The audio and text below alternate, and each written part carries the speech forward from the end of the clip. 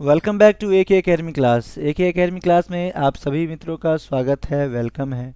मैं हूं आदित्य और जैसा कि आप सभी जानते हैं कि आपके बीच हिंदी की क्लासेस लेके आता हूं, चाहे वो आपका हिंदी साहित्य हो या फिर हिंदी व्याकरण हो। ठीक है, आप यदि बीपीएससी 3.0 की तैयारी कर रहे हैं या फिर एस्टेट 2024, ये जो 2024 में दोनों एग्ज़ाम होने वाले हैं, तो इन दोनों में से किसी भी चीज़ की तैयारी कर रहे हैं और तो आपके लिए ये क्लास बेस्ट होगी। यदि आपका विषय ही हिंदी है तो इससे बेहतर, इस ए के अकेडमी चैनल से बेहतर आप के लिए कुछ है ही नहीं। ठीक है, आप ये क्लास ज्वाइन कर सकते हैं निसंकोच। ठीक है, ये क्लास आपके लिए ही है। और जिनका विषय हिंदी नहीं है उनके लिए भी 15 नंबर, जैसा कि आप सभी जानते हैं कि 15 नंबर का हिंदी तो पूछा ही जाता है, तो आप भी क्लास कर ही सकते हैं। ठीक है, कोई दिक्कत नहीं है। और आपने यदि सीटेट का एग्ज़ाम दिया होगा जो कि 2024 में हुआ जनवरी में, तो उसका रिज़ल्ट आ चुका है, आप देख सकते हैं। उसकी मेन सीटेट की जो मेन वेबसाइट है वहाँ पे दे दिया गया है। और चलिए देखते हैं अपने क्लास का पहला सवाल आपके बीच क्या है। आज कुछ नया आपके बीच क्या मैं लेके आया हूँ, चलिए स्टार्ट करते हैं। पहला सवाल आपके बीच है, आपको बताना है मत्स्य शब्द का तद्भव रूप क्या होगा। मत्स्य शब्द का तद्भव रूप क्या होगा या फिर कौन सा है। जैसा कि आप सभी जानते हैं कि प्रत्येक सवाल पे मैं 10 सेकंड का समय लगभग मैं देता हूं, तो 10 सेकंड का समय यहाँ पे मैं दूंगा ताकि आप लोग खुद से जज कर सके कि सही ऑप्शन मैंने क्या दिया और सही आंसर होना क्या चाहिए था। ओके, तो चलिए, तो पहला ऑप्शन है मच्छर, मछली, मीट या मक्खी। जल्दी से सवाल का जवाब देने की कोशिश कीजिए कि मत्स्य शब्द का तद्भव रूप कौन सा होगा। तद्भव, चलिए यहाँ पे तत्सम और तद्भव की बात मैं आपको बता दूं कि जब तत्सम और तद्भव की बात होती है तो दो शब्द होते हैं। ठीक है, एक तो होता है तत्सम, तत्सम होता है, एक होता है तद्भव, तद्भव होता है। ठीक है, तो जब भी तत्सम की बात होगी ना, तत्सम की बात, इसकी बात तो तत्सम का मतलब होता है संस्कृत का शब्द। ठीक है, संस्कृत का शब्द। ठीक है, इसी को तत्सम कहते हैं। जब तद्भव की बात होगी तो हिंदी का शब्द। ठीक है, हिंदी का शब्द, इस बात को आप ध्यान में रख लेंगे।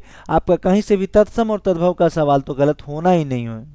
ठीक है, आपको ध्यान में रखना है तत्सम किसे कहते हैं। तो जो जहां भी संस्कृत का शब्द दिखे ना वहां पे आप तत्सम मान लेंगे। जैसे कि गृह, ये जो गृह आ जाएगा, इसमें एक उस एग्जाम्पल के रूप में मैं आपको बता दूं, जैसे कि गृह हो गया, तो ये क्या है, ये तत्सम का रूप है। ठीक है, जैसे कि घृत हो गया।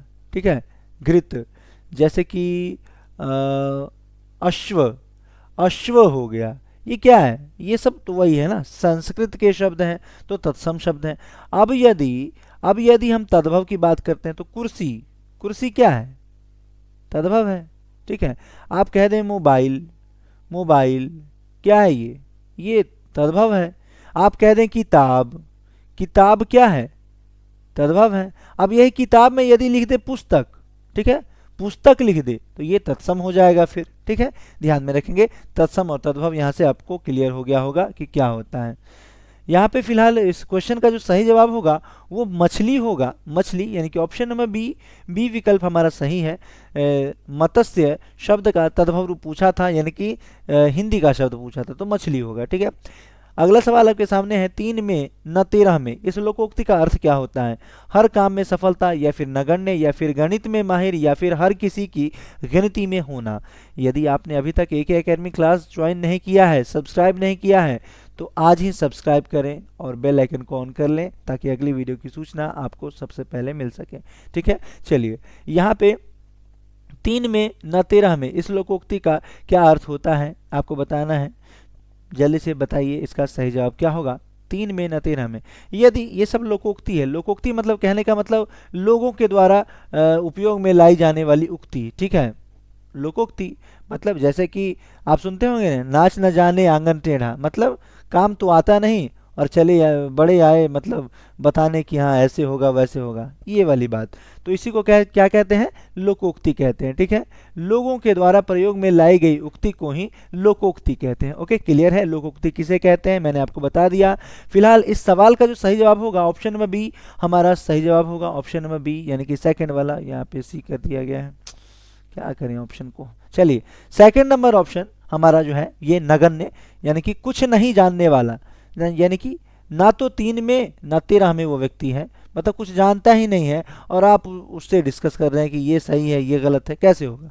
सबसे पहले तो उस व्यक्ति को वो जानना है ना, जैसे कि आप किसी भी बात के ऊपर चर्चा कर रहे हैं तो चर्चा करने से पहले वो जिस व्यक्ति के सामने चर्चा कर रहे हैं उस बात के बारे में उस व्यक्ति को मालूम होना चाहिए ना, तभी तो आप चर्चा करेंगे। तो यही होता है ना तो 3 में ना 13 में होना, यानी कि नगण्य ज्ञान की बात, यानी कि ऑप्शन नंबर सी हमारा सही जवाब होगा। यहाँ पे गणित में माहिर का कोई मतलब नहीं है, हर किसी की गिनती में होना इसका भी कोई मतलब नहीं है, हर काम में सफलता इसका भी कोई मतलब नहीं बनता है। ऑप्शन नंबर बी यानी कि सेकंड हमारा सही जवाब होगा।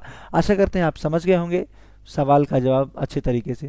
अगला सवाल आपके सामने है, आपको बताना है इस सवाल का सही जवाब क्या होगा और सही जवाब देने वाले को मिलेंगे अगले सवाल देने का मौका। तो जल्दी से इस मौका को ना गंवाएं और सवाल का सही जवाब देने की कोशिश कीजिए। प्रादेशिक शब्द में कौन सा प्रत्यय है यह आपको बताना है। मैं आपको बता दूं कि यहाँ पे प्रत्यय पूछा गया है, प्रत्यय, ठीक है। एक होता है उपसर्ग, ठीक है, एक होता है उपसर्ग, एक होता है प्रत्यय, ठीक है।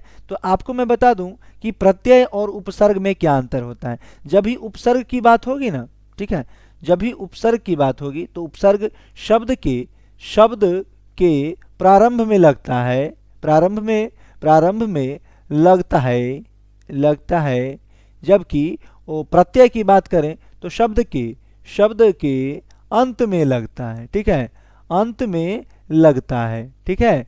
इसी को क्या कहते हैं, इसी को कहते हैं, जैसे कि आप सभी जानते होंगे, इसको क्या कहते हैं, इसको कहते हैं प्रत्यय। जो शब्द के अंत में लगे और शब्द का अर्थ बदल दे उसे प्रत्यय कहते हैं, और जो उपसर्ग की बात होगी तो शब्द के प्रारंभ में लगते हैं और उसे हम उपसर्ग कहते हैं। ओके, क्लियर है। अब चलिए सवाल का जवाब दीजिए। प्रादेशिक शब्द में कौन सा प्रत्यय है यह आपको बताना है, प्रा या फिर इक या फिर क या फिर देशिक। जल्दी से सवाल का सही जवाब देने की कोशिश कीजिए। आपके पास मैंने बोला है कि 10 सेकंड का समय मैं आपको देता हूं ताकि आप सवाल का सही जवाब देने की कोशिश कर सकें, ठीक है। मैं चाहता हूं कि आप सोचने वाले व्यक्ति बने, खुद से सोचे पहले, ये नहीं कि मतलब मैं आया और सवाल का जवाब दे रहा हूं, इसका ये, इसका बी, इसका सी, इसका डी, ऐसे नहीं होना चाहिए ना। किसी भी व्यक्ति के लिए, कोई भी टीचर, यदि आप हैं, आप एक टीचर भी हैं, तो आपको इस तरीके से नहीं करना है कि बच्चे को सवाल पूछा और जवाब खुद दे रहे हैं। आप बच्चे को मौका दीजिए, ठीक है। इससे क्या होगा कि बच्चा सोचेगा उस सवाल पे, नहीं आएगा तो अलग बात है, ठीक है, सही गलत कुछ तो बोलेगा। तो मैं भी यही चाहता हूं कि आप कम से कम इस सवाल का जवाब देने के लिए सोचें तो कि क्या होगा, ठीक है। गलत होगा सही होगा वो अलग बात है, ठीक है। इसीलिए बताइए कि प्रादेशिक शब्द में कौन सा प्रत्यय होगा। चलिए मैं आपको बता दूं कि प्रादेशिक में इक प्रत्यय होगा। प्रादेशिक, देखिए प्रादेशिक, इक शब्दों को बोलिए, ठीक है। शब्द जो दिए गए हैं आपको, जब भी प्रत्यय आपको ढूंढने को कहा जाए तो आप देखिए उसको, शब्द को बोल के देखिए, प्रादेशिक, ठीक है, प्रादेशिक, इक। शब्द के अंत में जो आपका जो साउंड निकल के आता है, जो आवाज निकल के आती है, वही तो हमारा उसका प्रत्यय हो गया, ठीक है, शब्द का प्रत्यय, ठीक है। तो आप समझ गए होंगे। चलते हैं अगले सवाल पे, यानी कि ऑप्शन नंबर बी हमारा सही जवाब है, बी फॉर बॉम्बे। अगला सवाल है, मेरे बिना तुम प्रभु शीर्षक कविता किसके द्वारा भाषांतरित की गई है, यह आपको बताना है। मतलब भाषांतरित मतलब किसी दूसरी भाषा में लिखी गई। अगला इस सवाल का ऑप्शन है धर्मवीर भारती, वीरेन डगवाल या फिर अनामिका या फिर कुंवर नारायण। जल्दी से सवाल का सही जवाब देने की कोशिश कीजिए। जैसा कि मैंने आपको बताया कि 10 सेकंड का समय मैं आप सभी को दूंगा प्रत्येक सवाल पे, ठीक है। और यदि अभी तक आपने AK अकेडमी क्लास को सब्सक्राइब नहीं किया है तो अभी ही सब्सक्राइब का बटन दबा लें ताकि अगली वीडियो की सूचना आपको तुरंत मिल जाए, ठीक है। और जितना जल्दी हो सके एक बार इस वीडियो को आप सभी अपने सभी मित्रों के बीच शेयर ज़रूर करें, जिससे कि हम लोग जल्द से जल्द लाइव क्लास में जुड़ पाएँ। जैसा कि आप सभी जानते होंगे कि लाइव क्लास में आने के लिए 1000 सब्सक्राइबर और कुछ वॉच टाइम होनी चाहिए। आप सभी इस बात से परिचित है, मैं आपको इस बात के लिए बताना नहीं चाहता क्योंकि आप सभी YouTube की दुनिया में सब बहुत परिचित हो चुके हैं।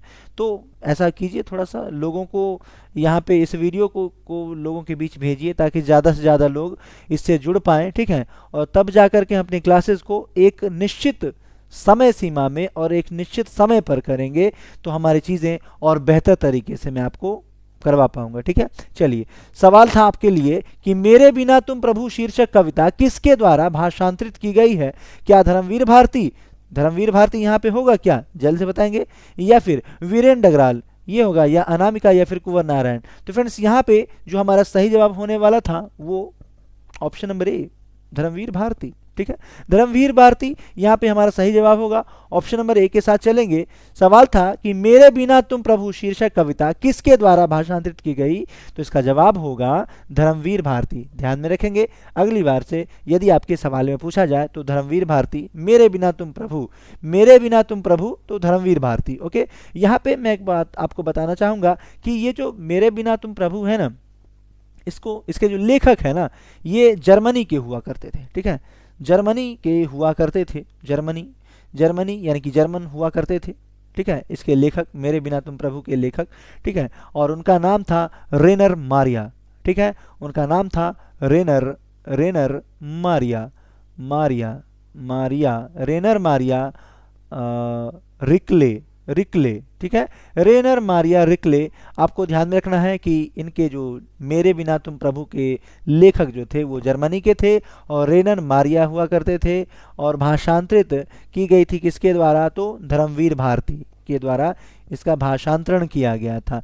इसके लेखक की बात है तो अगर यदि लेखक पूछा जाए मेरे बिना तुम प्रभु के लेखक तो जर्मनी के थे रेनर मारिया, किंतु भाषांतरित किसने किया, तो धर्मवीर भारती ने किया। आशा है आप इस बात को समझ गए होंगे। चलते हैं अगले सवाल पे और देखते हैं हमारी क्लास का अगला सवाल क्या है। और मैं आपको कहना चाहूँगा कि अगले सवाल का जवाब देने की कोशिश कीजिए अपने शब्दों में। चलिए, तो अगला सवाल है, चंदायन किस भाषा का काव्य है, क्या राजस्थानी, क्या अवधी, या फिर पहाड़ी, या मैथिली। जल्दी से सवाल का सही जवाब देने की कोशिश कीजिए। जैसा कि आप सभी जानते हैं कि 10 सेकंड का समय मैं आपको देता हूं हर एक सवाल के लिए। चंदायन किस भाषा का काव्य है यह आपको बताना है। ठीक है, यहाँ पे जो सही जवाब होगा अवधी, यानी कि ऑप्शन नंबर बी हमारा सही जवाब होगा। चंदायन किस भाषा का काव्य है, तो अवधी भाषा का काव्य है, यह आपको ध्यान में रखना है।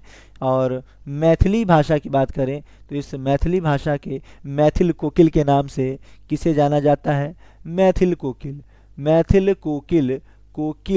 कोकिल के नाम से किसे जाना जाता है, तो विद्यापति को मैथिल कोकिल कहा जाता है। और भी 2-3 नाम हैं जो उपनाम है जो कि विद्यापति को कहा जाता है। ठीक है, तो जल्दी से आप कमेंट में लिख दीजिए कि विद्यापति के और 2-3 नाम हैं जो किस नाम से इनका उपनाम है, जो क्या है। ठीक है, कमेंट बॉक्स में लिखिए।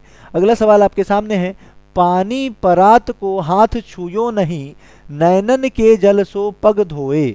कौन सा अलंकार है इसमें, जल्दी से बताने की कोशिश करेंगे। क्या अतिशयोक्ति अलंकार है, क्या रूपक अलंकार है, क्या उपमा है, या उत्प्रेक्षा है। जल्दी से बताने की कोशिश करेंगे। और जल्द ही अब हम अपने ये हिंदी व्याकरण की सीरीज स्टार्ट करने वाले हैं। अब साहित्य हमने बहुत कर लिया, फिलहाल अब हम हिंदी व्याकरण करेंगे। और जैसा कि आप सभी जानते हैं कि ये जो आपके बीच में ये कंटेंट लेके आता हूँ, ये खुद से मुझे लिखना पड़ता है, तो जिस वजह से थोड़ा सा मतलब आपको लग रहा होगा कि कंटेंट कम है, लेकिन मैं पूरी कोशिश कर रहा हूँ कि आपको हिंदी साहित्य और हिंदी व्याकरण दोनों चीज़ें अच्छे से करवा सकूँ। अब जो हम लेके आने वाले हैं आपके बीच, वो क्या लेके आने वाले हैं, तो यहाँ पे आपका अलंकार लेके आने वाले हैं जल्द ही। ठीक है, अलंकार आपके लिए मैं लेके आ रहा हूँ। फिलहाल, पानी परत को हाथ छयो नहीं, नैनन के जल सो पग धोए। कौन सा अलंकार है इसमें, यह आपको बताना था। यहाँ पे जो सही जवाब होगा जल्दी से देने की कोशिश करेंगे। चलिए, यहाँ पे सही जवाब होगा अतिशयोक्ति अलंकार, यानी कि ऑप्शन नंबर ए हमारा सही जवाब है, ए फॉर एप्पल। ओके, अतिशयोक्ति अलंकार। पानी परात को छायो नहीं, नैनन के जल सो पग धोए। यह आपका इसमें जो अलंकार है अतिशयोक्ति अलंकार है। आशा करते हैं ये दोनों बातें आपकी क्लियर हो गई होंगी। चलते हैं अगले सवाल पे और देखते हैं हमारे क्लास का अगला सवाल। अगला सवाल आपके सामने है, आपको बताना है। अगला सवाल आपके सामने है, आपको बताना है, साथियों हार्दिक स्वागत। इस वाक्य में कौन सा कारक है, जल्दी से बताने की कोशिश करेंगे। आपादान कारक, संबंध कारक, अधिकरण कारक, या फिर संबोधन कारक। साथियों हार्दिक स्वागत है। ठीक है, हार्दिक स्वागत है। इसमें कौन सा कारक है, जल्दी से बताने की कोशिश करेंगे। आपके पास 10 सेकंड का समय है। तो फ्रेंड्स यहाँ पे जो होगा ऑप्शन नंबर ए सही जवाब होगा, ऑप्शन नंबर ए, यानी कि संबोधन कारक, मतलब ए नहीं डी, चलिए संबोधन कारक। आपादान कारक नहीं होगा, आपादान नहीं होगा, संबंध कारक भी नहीं होगा, अधिकरण कारक भी नहीं होगा, संबंध कारक होगा। अब संबंध कारक कैसे होगा? साथियों, ठीक है, साथियों का हार्दिक स्वागत है, किसको किसको कहा जा रहा है? तो साथियों को, ये संबंध को दिखाने का काम कर रहा है। ऑप्शन नंबर डी इसलिए हमारा सही जवाब होगा डी फॉर डोंकी। ध्यान में रखेंगे कि ऑप्शन नंबर ई साथियों हार्दिक स्वागत है में आपसे पूछा गया था कि कौन सा कारक है, कौन सा कारक है, तो यहाँ पे सही जवाब होगा आपके सामने है संबंध कारक। सवाल अगला है, इनमें से कौन सा शब्द अगुआ का पर्यायवाची शब्द नहीं है? अगुआ, अगुआ, वाह क्या बात है, अगुआ आपने सुना ही होगा। सरदार, अग्रणी, मुखिया या मनाद, जल्दी से बताएंगे कि इनमें से कौन सा अगुआ का पर्यायवाची शब्द नहीं है?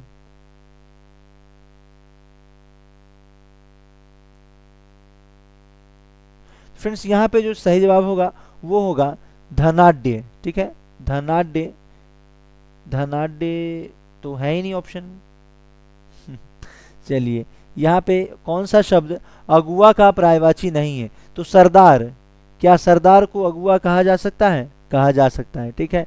अग्रणी कहा जा सकता है? कहा जा सकता है, ठीक है। मुखिया कहा जा सकता है? कहा जा सकता है, किंतु मनाद नहीं कहा जा सकता, ठीक है, मनाद नहीं कहा जा सकता, इसीलिए यहाँ पे पर्यायवाची नहीं है पूछा गया था, तो यही नहीं है और यही हमारा सही जवाब होगा। ऑप्शन नंबर डी हमारा सही जवाब होगा, डी फॉर डोंकी या D for Delhi. Okay, option number D सही जवाब होगा, मतलब ये गलत है और पूछा ही गलत है, इसलिए ये सही है।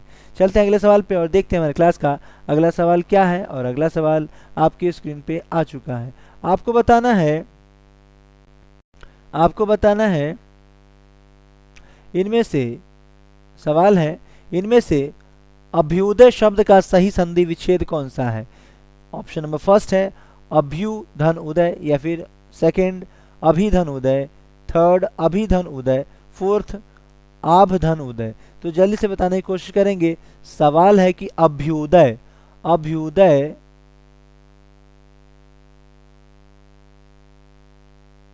अभ्युदय, अभ्युदय शब्द में क्या पूछा गया है? सही संधि विच्छेद आपको बताना है। जल्दी से कोशिश कीजिए कि इसका सही जवाब क्या होगा। फ्रेंड्स यहाँ पे जो हमारा इस सवाल का सही जवाब होगा जल्दी से बताने की कोशिश करेंगे। चलिए, तो यहाँ पे अभिधन उदय, अभिधन उदय यहाँ पे भी है, ठीक है, अभिधन उदय यहाँ पे भी है। अब यहाँ पे बस फर्क इतना है कि ये आपका छोटी मात्रा है और ये बड़ी मात्रा है। तो जल्दी से बताएंगे कि छोटी मात्रा वाला सही होगा, ये तो नहीं होगा, अभ्यु तो नहीं होगा, आभ नहीं होगा, ये दोनों नहीं है। अब आपको जल्दी सेलेक्ट करना है ये दोनों ऑप्शन में से सही ऑप्शन क्या होगा। अभ्युदय का सही संधि विच्छेद आपको बताना है। चलिए यहाँ पे अब हम देख लेते हैं अभिधन उदय, यानी कि जो फर्स्ट है, मतलब थर्ड, यानी कि ऑप्शन नंबर बी, मतलब सी, थर्ड ऑप्शन, थर्ड ऑप्शन ही हमारा सही होगा। थर्ड ऑप्शन यानी कि सी फॉर कैट, अभिधन उदय। ये छोटी वाली ई की मात्रा है, यहाँ पे यह लगेगी, बड़ी वाली मात्रा नहीं लगेगी। ओके, अभ्युदय में अभी धन उदय, ठीक है, छोटी वाली मात्रा अभी में। ओके, चलते हैं अगले सवाल पे और देखते हैं हमारे क्लास का अगला सवाल। इनमें से कौन सी भाषा भारतीय संविधान की 8वीं अनुसूची में शामिल नहीं है? क्या मगही शामिल है? क्या संथाली शामिल है? क्या मणिपुर शामिल है? क्या मराठी शामिल है? जल्दी से बताएंगे कि कौन सी भाषा शामिल नहीं है। आपके पास 10 सेकंड का समय है और 10वां नंबर सवाल है। क्या बात है ना, 10 सेकंड का समय और 10वां नंबर सवाल। चलिए, सही जवाब क्या होगा? जल्दी से सही जवाब देने की कोशिश करेंगे। आपके पास 10 सेकंड का समय है।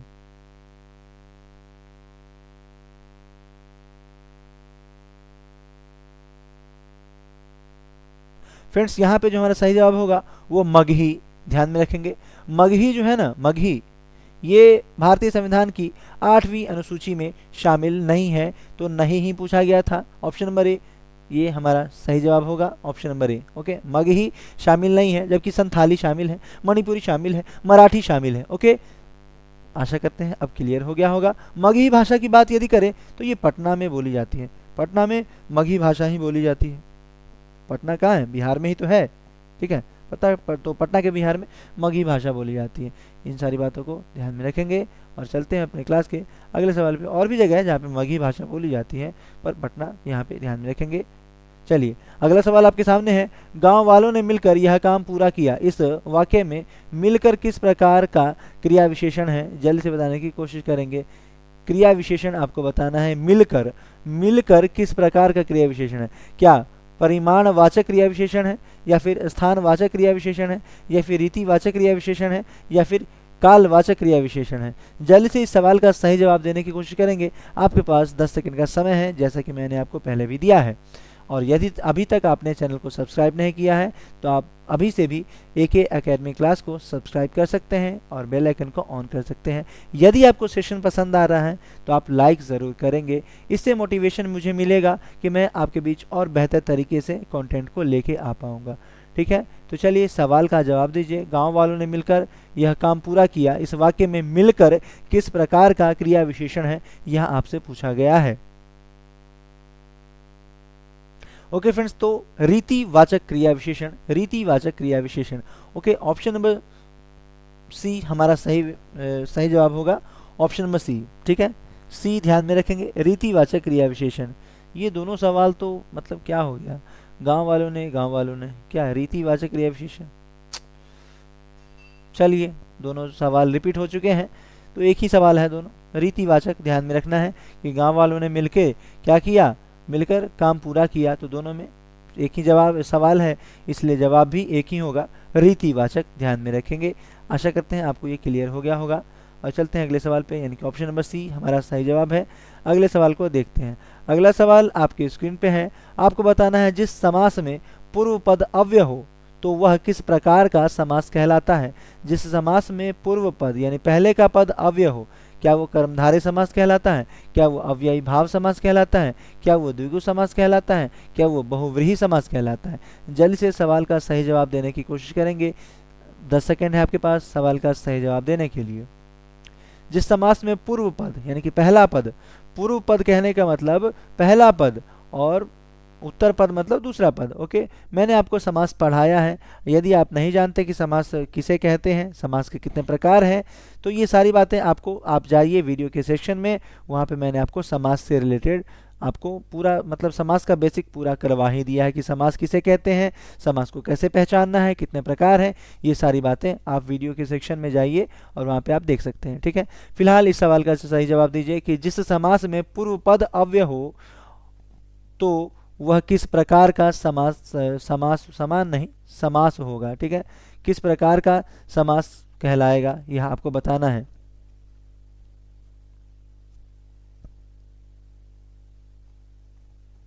तो फ्रेंड्स यहाँ पे जो हमारा सही जवाब होगा वो अव्ययी भाव समास होगा।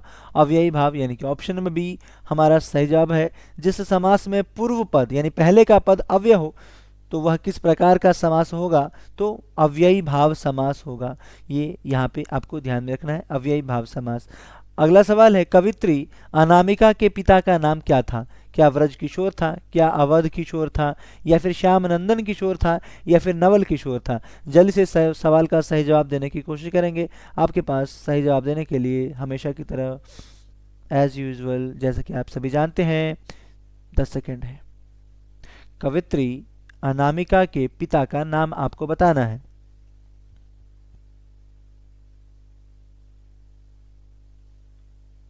तो फ्रेंड्स यहाँ पे जो सही जवाब होगा श्यामानंदन किशोर। ध्यान में रखना है, ऑप्शन नंबर सी हमारा सही जवाब होगा, श्यामानंदन किशोर। ओके, चलते हैं। कवित्री अनामिका के पिता का नाम श्यामानंदन किशोर था। ओके, चलते हैं अगले सवाल पे और देखते हैं हमारे क्लास का अगला सवाल। अगला सवाल क्या है? अगला सवाल आपके सामने है, कवित्री अनामिका के पिता का नाम। अरे ये क्या हो रहा है, मतलब दो बार रिपीटेशन। आज तो ये श्यामानंदन किशोर, ध्यान में रखेंगे। कवित्री अनामिका के पिता का नाम श्यामानंदन किशोर था। ओके, अगला सवाल है, इनमें से किस वर्णों को व्यंजन कहा जाता है? जिनका उच्चारण स्वरों के वर्णों की सहायता से किया जा सके, या फिर जो बलाघात हो, या फिर जिनका उच्चारण संभव नहीं हो, या फिर जो कठिनता से उच्चारित हो हिंदी में। जल्द से बताएंगे कि इसका सही जवाब क्या होगा। यहाँ पे पूछा गया है कि व्यंजन कहा जाता है किन वर्णों को व्यंजन कहा जाता है।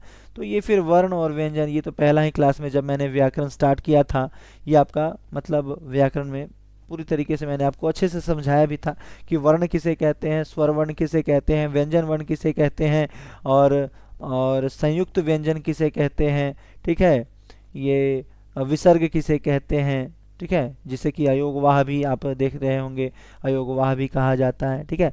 यहाँ पे पूछा गया है कि किन वर्णों को व्यंजन, मैं तो पहले से ये सब पढ़ा रखा है, ठीक है, आप वीडियो के सेक्शन में जाइए और उसे देखिए। अब एक ही वीडियो बार बार लाना तो बेहतर नहीं है ना, तो उसे देखिए, आपको सब समझ में आ जाएंगी चीज़ें, ठीक है। किस वर्णों को व्यंजन कहा जाता है? तो जिनका उच्चारण स्वरों के वर्णों की सहायता से किया जा सके उसे क्या कहते हैं? तो व्यंजन वर्ण कहते हैं। मतलब वैसा वर्ण जिसके उच्चारण में बगैर स्वर के, मतलब बगैर स्वर की सहायता से जिसका उच्चारण नहीं किया जा सके उसे व्यंजन वर्ण कहते हैं, ठीक है। तो ध्यान में रखेंगे, व्यंजन वर्ण इसे ही कहते हैं। ऑप्शन नंबर ए हमारा सही जवाब होगा, ऑप्शन नंबर ए। चलते हैं अगले सवाल पे और देखते हैं हमारे क्लास का अगला सवाल क्या है। और चलते हैं, अगला सवाल आपके सामने है, कुल कितने सर्वनाम है यह आपको बताना है। संज्ञा सर्वनाम, सर्वनाम की बात हो रही है, ठीक है, यानी कि जल्द से बताएंगे 10, 12, 9 या 10, 12, 9 या 11। आपके पास 4 विकल्प हैं, चारों विकल्प में से जल्द से बताएंगे कि इसका सही जवाब क्या होगा। कुल कितने सर्वनाम हैं? सर्वनाम किसे कहते हैं? आपको कमेंट बॉक्स में लिखना है कि सर्वनाम किसे कहते हैं, ठीक है, जल्दी से लिखिए कि सर्वनाम किसे कहते हैं। फिलहाल इस सवाल का जो सही जवाब होगा वो 11 होगा। सर्वनाम की संख्या कितनी है? तो 11 है, ठीक है। सर्वनाम किसे कहते हैं ये आपको कमेंट बॉक्स में लिखना है। अव्यय के लिए इनमें से कौन सा कथन सही है?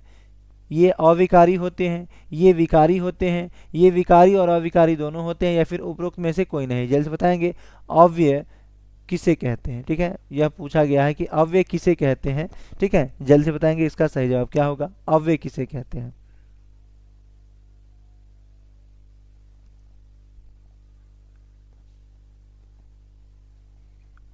फ्रेंड्स यहाँ पे ये अविकारी होते हैं, यानी कि ऑप्शन नंबर ए हमारा सही जवाब होगा। अव्यय किसे कहते हैं? तो ये क्या होते हैं? एक अविकारी होते हैं, ठीक है। चलते हैं अगले सवाल पे और देखते हैं हमारा अगला सवाल, हमारे क्लास का अगला सवाल क्या है। अगला सवाल आपके स्क्रीन पे है, ये अब आपको बताना है,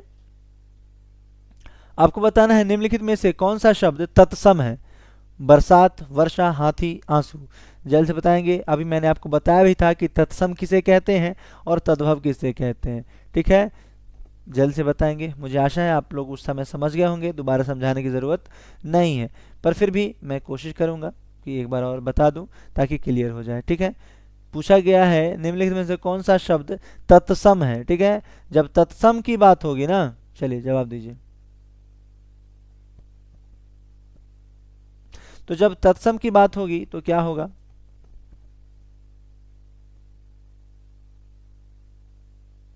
तो फ्रेंड्स यहाँ पे जो सही जवाब होगा वो होगा वर्षा, ठीक है।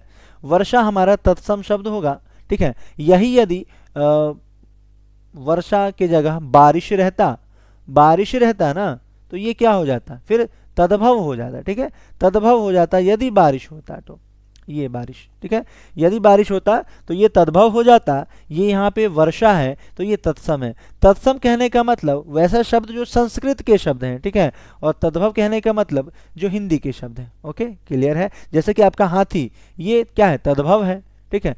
आंसू यदि पूछा जाए तद्भव है, ठीक है, ध्यान में रखेंगे। चलते हैं अगले सवाल पे। अगला सवाल आपके सामने है, ज्ञान राशि के संचित कोश का नाम साहित्य है, यह कथन किसका है?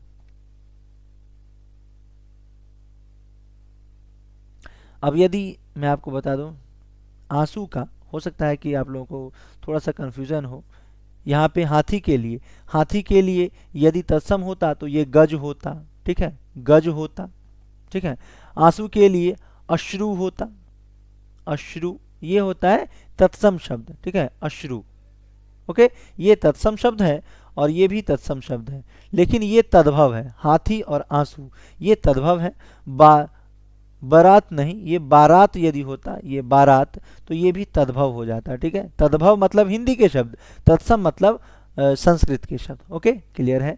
अब चलते हैं, ज्ञान राशि के संचित कोश का नाम साहित्य है, यह कथन किसका है, यह आपको बताना है। जयशंकर प्रसाद, रामविलास शर्मा, रामचंद्र शुक्ल या फिर महावीर प्रसाद द्विवेदी। ज्ञान राशि के संचित कोश का नाम साहित्य है, यह कथन किसका है, यह आपको बताना है।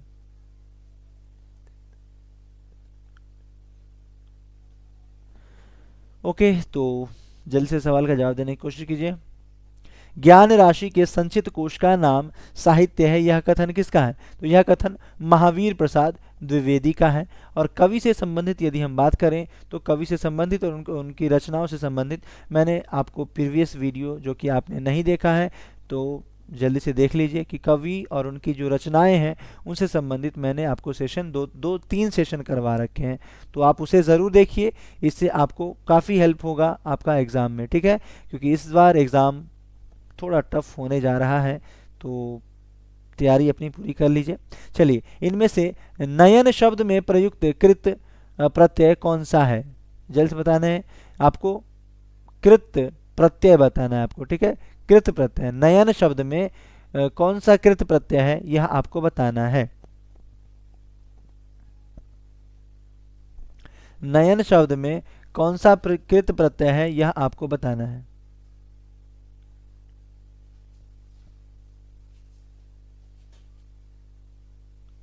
तो फ्रेंड्स, यहाँ पे जो सही जवाब होगा वो होगा अन्न प्रत्यय, ठीक है। अन्न प्रत्यय हमारा सही जवाब होगा, यानी कि ऑप्शन नंबर डी के साथ चलेंगे। नयन, अन्न, नयन जब भी आपसे कहे कृत प्रत्यय तो नयन, अन्न, अन्न, ठीक है, अन्न प्रत्यय, ठीक है। कृत प्रत्यय जब भी कहे तो बीच में, शब्द के बीच में जो आपका उच्चारण नजर आएगा वो आपका कृत प्रत्यय होगा। यहाँ पे आप कह रहे हैं नयन, अन्न, तो अन्न प्रत्यय यहाँ पे होगा, ठीक है, ध्यान में रखेंगे। ऑप्शन नंबर डी हमारा सही जवाब है। इनमें से सरस्वती पत्रिका के संपादक कौन थे, हजारी प्रसाद द्विवेदी, भारतेंदु हरिश्चंद्र, महावीर प्रसाद द्विवेदी या फिर राजा शिव प्रसाद सिंह। जल्द से बताने की कोशिश करेंगे कि इसका सही जवाब क्या होगा, ठीक है। ये हिंद भी होगा। चलिए, सवाल का सही जवाब क्या होगा, आपके पास 10 सेकंड का समय है। इनमें से सरस्वती पत्रिका के संपादक कौन है।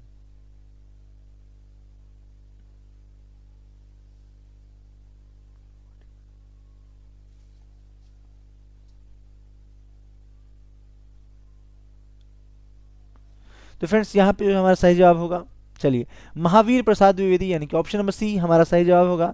सरस्वती पत्रिका के संपादक आपसे पूछा गया था कि सरस्वती पत्रिका के संपादक के रूप में किसे जाना जाता है, तो महावीर प्रसाद द्विवेदी को जाना जाता है सरस्वती पत्रिका के संपादक के रूप में। आशा करते हैं आप ये समझ गए होंगे। इस प्रकार से अब हमारा ये दोनों सवाल क्लियर हुआ। चलते हैं अगले सवाल पे और देखते हैं हमारे क्लास का अगला सवाल क्या है। अगला सवाल आपके सामने है, इनमें से कौन सा, इनमें से कौन सा व्यंजन ऊष्म व्यंजन है, ऊष्म व्यंजन है। जैसा कि आप सभी जानते हैं कि मैंने आपको व्यंजन और स्वर ये सभी पढ़ा रखा है। रस्व स्वर, संयुक्त स्वर, संयुक्त व्यंजन, स्वर नहीं, संयुक्त व्यंजन मैंने आपको पढ़ा रखा है। तो ये सारी बातें पहले से ही क्लियर हो चुकी है आपको, तो इसका जवाब देखते ही कर देना चाहिए था। इनमें से कौन सा व्यंजन ऊष्म व्यंजन है, तो क्या ड है या ट है या त है, तो ये ह जो है ना, ह ये ऊष्म व्यंजन है, ठीक है। जब भी आपको ऊष्म व्यंजन पूछे ना तो आप कहेंगे कि ऊष्म व्यंजन की संख्या कितनी है, तो ये ऊष्म व्यंजन की संख्या है 4। ये तालब स, फिर मूर्धन्त स, ये वाला सा, ये स और ये स, ये उसके बाद ये ह। तालब सा, मूर्धन्त सा, दंत सा और ह, ये तीनों आपको ध्यान में रखना है कि क्या है, ये ऊष्म व्यंजन है, ठीक है, ऊष्म व्यंजन है। ओके, और ये तथा दधा की बात होती है तो ये दंत व्यंजन है। आपसे पूछा जाए ये क्या है, तो दंत व्यंजन, दंत व्यंजन है ये, दंत व्यंजन है ये। तथा दधा ये दंत व्यंजन। ट ठ ड ढ ये कह दे तो मूर्धा, मूर्धा, ठीक है, मूर्धन्य, मूर्धन्य व्यंजन है या मूर्धा व्यंजन है, ठीक है, ट ठ ड ढ, ठीक, ये दोनों इसी का है, ट ठ ड ढ मूर्धन्य व्यंजन और त थ द ध दंत व्यंजन। ओके, प फ ब कह दे तो क्या हो जाएगा, ओष्ठ व्यंजन। प फ ब भ यदि कह दे, प फ ब भ कह दे तो ये ओष्ठ व्यंजन आपका हो जाएगा, ठीक है, ओष्ठ व्यंजन, ठीक है। यदि क ख ग घ कह दे क ख ग घ तो ये आपका कंठ हो जाएगा, ठीक है, कंठ व्यंजन हो जाएगा। ठीक है, आशा करते हैं आप समझ गए होंगे। फिलहाल इस सवाल का जो सही जवाब होगा वो होगा ऑप्शन नंबर ए। ओके, अगला सवाल आपके सामने है, इनमें से अनिश्चयवाचक सर्वनाम कौन सा है? सो, कुछ, वह या यह। जल्दी से बताएंगे। अनिश्चयवाचक सर्वनाम आपसे पूछा गया है, तो जल्दी से बताने की कोशिश करेंगे कि इसका सही जवाब क्या होगा। और हम अपने सेशन के समाप्ति पे लगभग अब पहुंच ही गए हैं। आज ज़्यादा प्रश्नों को मैंने नहीं लिया है, ठीक है, तो जल्दी से बताएंगे इनमें से अनिश्चयवाचक सर्वनाम कौन सा है। जैसा कि आप सभी जानते हैं कि थोड़ा सा समय मैं आपको देता हूं, ठीक है, तो जल्दी से बताइए। तो फ्रेंड्स यहाँ पे जो सही जवाब होगा कुछ, कुछ जो है ना ये अनिश्चयवाचक सर्वनाम है, ठीक है। कुछ क्या है? अनिश्चयवाचक सर्वनाम है। जैसे कि आपने कहा कुछ लड़के घूमने गए, अब क्या होगा? कुछ लड़के जो है, लड़के घूमने गए। अब कुछ लड़के घूमने गए मतलब 10 लड़के भी हो सकते हैं, 5 लड़के भी हो सकते हैं, 3 लड़के भी हो सकते हैं, 2 लड़के भी हो सकते हैं, एक नहीं होगा, ठीक है, एक नहीं होगा, लेकिन एक से अधिक होगा। 2 हो सकता है, 3 हो सकता है, 5 हो सकता है, 10 हो सकता है, 20 भी लड़के हो सकते हैं या लड़कियां हो सकती हैं, ठीक है। तो कुछ मतलब यहाँ पे अनिश्चितता का बोध हो रहा है, ठीक है। आशा करते हैं अब आप इसको समझ गए होंगे। चलते हैं अपने क्लास के अगले सवाल पे। इसका सही जवाब जो होगा वो सेकेंड नंबर होगा। क्या ऊपर नीचे हो जाता है विकल्प, क्या करें अब खुद से, मतलब कितना मेहनत हम करें आप लोगों के लिए, इतना करते हैं पर आप लोग तो कुछ करने के लिए तैयार ही नहीं है। पर कोई बात नहीं, देखते हैं आप लोग सब्र का इम्तिहान कितना लेते हैं, क्या कर सकते हैं। यदि आपको सेशन पसंद आएगा तो आप खुद इस चैनल से जुड़ेंगे, मैं इस बात को समझता हूँ, क्योंकि जब आपके काम आपके लायक मैं होऊंगा तभी आप इस चैनल को सब्सक्राइब करेंगे। यदि मैं हूं तो आप चैनल को सब्सक्राइब ज़रूर करेंगे, ठीक है।